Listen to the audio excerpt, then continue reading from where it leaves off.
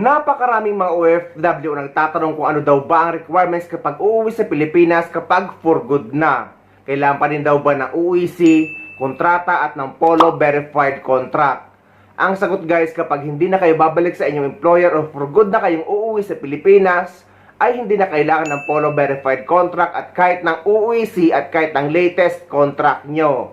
Dahil ang kailangan nyo lang or ang requirements ay passport, ticket at ang inyong e-travel at ang inyong final exit visa. At kung nandito naman kayo sa United Arab Emirates, ay cancellation paper ang tawag at release paper naman sa ibang bansa. So inuulit natin guys, ang requirements kapag uuwi sa Pilipinas for good ay ang inyong passport, ticket, e-travel arrival card at ang inyong final exit visa or cancellation paper. Pero sa mga OFW na uuwi sa Pilipinas para lang sa kanilang bakasyon at babalik pa rin sa ibang bansa, eto guys ang makailangang requirements. Updated requirements pa uwi sa Pilipinas at pabalik sa ibang bansa para sa mga documented OFW ngayong buwan ng June 2026. Grabe guys, nasa kalahatian na naman tayo ng taong 2026. At sa buwan-buwan kung gumagawa ng travel requirements update, feeling ko ay napakabilis lang ng mga araw at ng buwan. So balik tayo sa topic, kakabalik nga lang galing sa bakasyon ng katrabaho ko dito sa Dubai at uuwi pa rin ang hinanap at ang kailangan sa immigration pati sa pag-claim ng terminal fee cash refund. May mga ilang OFW na nakapagbahagi na hindi na daw hinanap sa kanilang UEC dahil nakita na daw online ng immigration officer ang kanilang OFW pass. Pero guys, marami ang nagsasabi na pinabalik sila dahil sa OFW travel pass na yan. Dahil UEC pa rin ang kailangan at UEC pa rin ang hinahanap sa immigration or mostly or majority sa mga immigration officer ay UEC pa rin ang hinahanap. Kaya guys, UEC ang kunin nyo, hindi ang OFW travel pass kagaya ng paulit-ulit na inanunsyo noon ng DMW na hindi na kailangan daw ng UEC. Pero UEC pa rin ang hinahanap sa immigration, hindi OFW travel pass dahil baka magaya kayo sa kababayan natin OFW na content creator din na pinabalik sa immigration dahil nga wala siyang dalang UEC dahil yun ang napanood niya. Guys, ito para sa mga nakabakasyon na magbabakasyon pa. Ayoko mangyari ito sa inyo, nangyari sa akin. So guys, tumingin kasi ako sa YouTube kung saan kumukuha ng balik manggagawa. So ito yung nakita ko sa YouTube, OFW e-pass. Ito yung nakukuha sa e-gob. So hindi pa nila ito ina-accept. So ang nangyari, nakipagtalo pa ako dun sa kuha ng boarding pass. Sabi nila, sir, hindi pa kami nag-a-accept niyan, hindi pa yan ina-accept. So ang ginawa nila, pinapunta nila ako sa DMW dun sa may Terminal 3. So madaling araw yun, buti na lang open sila. Saglit lang naman guys makakuha dun sa DMW. Kung wala pa kayong balik manggagawa at nasa airport na kayo, pwede kayong pumunta dun sa DMW sa Terminal 3. Kaya guys, kung kuha kayo ng balik manggagawa, hindi pa to guys ina-accept pa. Kumuha na lang po kayo online. Okay, sa DMW po. Pwede rin po online. So ilang guys, sana makatulong. So para sa mga kumpletong detalye at mga dapat gawin at dalhin kapag uuwi sa Pilipinas at pabalik sa abroad para sa mga OFW, eto pa din guys. So ang mga kailangan kapag uuwi sa Pilipinas ay ang inyong passport, ticket at e-travel arrival card registration. Para naman sa mga OFW na magagaling sa mga bansa na may tinatawag na exit visa, ay kayo ang nakakaalam yan kagaya sa Saudi Arabia, Taiwan at iba pa. Dahil requirements yan sa bansa na panggagalingan nyo, hindi naman sa Pilipinas. Dahil dito sa United Arab Emirates at sa iba pang mga bansa, wala naman tinatawag na exit visa kapag uuwi kayo sa Pilipinas. So, ang kailangan pa uwi sa Pilipinas ay ang inyong passport, ticket, at e-travel arrival card registration. Kailangan nyo mag-register sa e-travel 3 days bago ang flight nyo. Pero pwede kayo mag-register kahit anong araw basta sa loob ng 3 days bago ang flight nyo. Dahil may mga OFW na binibigay ang ticket ng kanilang employer sa mismong araw ng flight nila at nasa airport na sila. So kahit nasa airport kayo ay pwede pa rin kayo mag-register sa e-travel hanggat hindi pa kayo nakakapag-check-in. Additional requirements naman para sa mga OFW na may employment changes. For example, mga OFW nag-change employer, nag-change job site, nag-change company name kahit pareho pa rin ng owner, nag-change position, at yung mga babae na napalitan ng apelyido sa visa, passport at kontrata. Pati yung mga OFW na galing sa visa na nakahanap ng trabaho sa ibang bansa at naging employment visa sa ibang bansa. Kailangan nyo magpa-verify ng inyong kontrata sa Polo Office sa bansa kung saan kayo nagtatrabaho bago kayo umuwi sa Pilipinas para makakuha kayo ng updated UEC sa POA.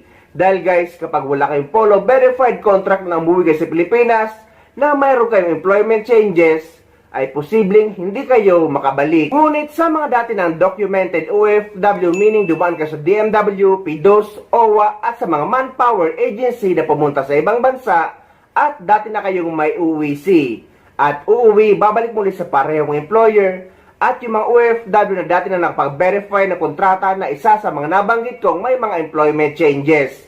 So kapag nakapag-verify na kayo ng kontrata noong uwi nyo or last uwi nyo at uuwi muli kayo ngayon at babalik muli sa parehong employer, ay hindi na required ang panibagong Polo verified contract dahil pwede na kayo makapag-acquire ng UWC exemption online or sa inyong PAPS-BAM account.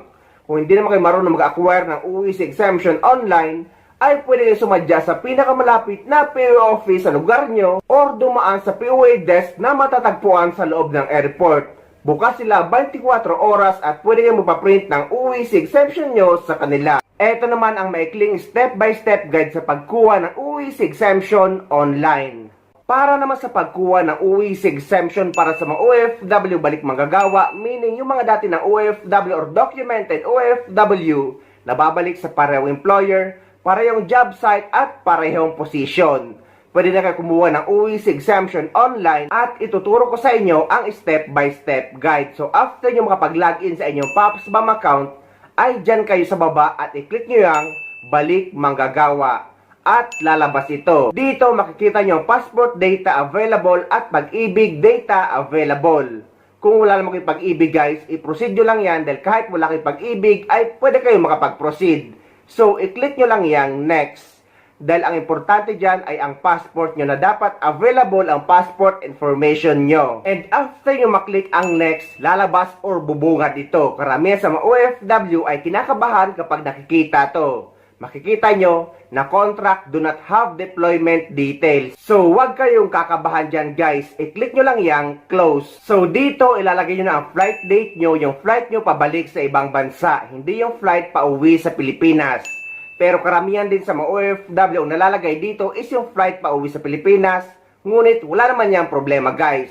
Dahil ang importante naman dyan is yung validity ng UWC nyo. As long as valid yung UWC nyo sa araw ng flight nyo pabalik sa ibang bansa, ay wala naman din problema yan. Kung mapaaga man ang expiration ng UWC nyo bago pa man ang flight nyo pabalik sa ibang bansa, ay kailangan nyo lang naman mag-acquire or mag-reacquire or kumuha na panibagong UWC gamit ang PAPS-BAM account nyo after na ma-expire ang una nyong UWC na hawak nyo. So after yung malagay yung flight date nyo, ay i-click nyo na yung next at lalabas na ito. Dito naman guys, ay 4 yes lang ang ilalagay nyo dahil nga babalik kayo sa parehong employer, same job site at same position. So sa tanong na are you returning to the same employer, are you returning to the same job site, and are you returning under the same position, i-click nyo lahat yan ng yes. At dyan din sa pang-apat, i-click nyo lang din yung yes.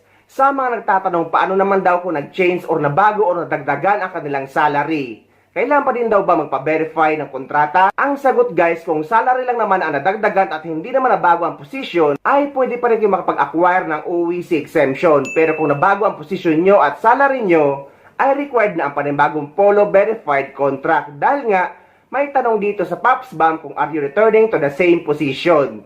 So kapag clinic nyo ang no, ay idadari kayo sa appointment sa POA at kailangan nyo ng Polo verified contract. Pero ang bago naman ngayon upon contract verification ay pwede na kayo makakuha ng UWC exemption online. Pati ang Polo contract verification ay online na din. So after nyo maklik lahat ng yes ay lalabas na ito, evaluation remarks. At sa taas makikita nyo dyan ang view UWC, yung kulay pula. I-click nyo yan. At dito i-click nyo yung open.